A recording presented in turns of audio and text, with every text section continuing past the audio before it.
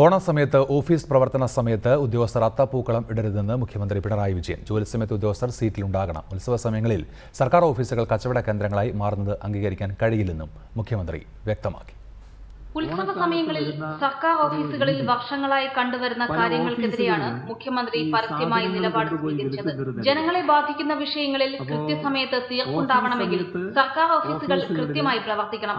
അതിന് ജീവനക്കാർ സീറ്റിലുണ്ടാകണം. ഉത്സവ സമയങ്ങളിൽ സർക്കാർ ഓഫീസുകൾ കച്ചവട കേന്ദ്രങ്ങളായി മാറുന്നത് അവസാനിപ്പിക്കണമെന്നും മുഖ്യമന്ത്രി പറഞ്ഞു. ഓഫീസ് സമയത്ത് ഓഫീസുകളിൽ അത്തരത്തിലുള്ള ഒരു കച്ചവടവും പറ്റില്ല എന്ന് സർക്കാർ പറഞ്ഞിട്ടുണ്ട്. ഓണക്കാലത്തെ പൂക്കള മത്സരം ജോലി സമയത്ത് നടത്തരുതെന്ന നിർദ്ദേശവും പിണറായി നൽകി. ഓണത്തിന് പൂടുന്നത് നല്ലതാണ്. നമ്മളെല്ലാവരും പൂടുന്നവരാണ്, പല വീടുകളിലും പൂടും.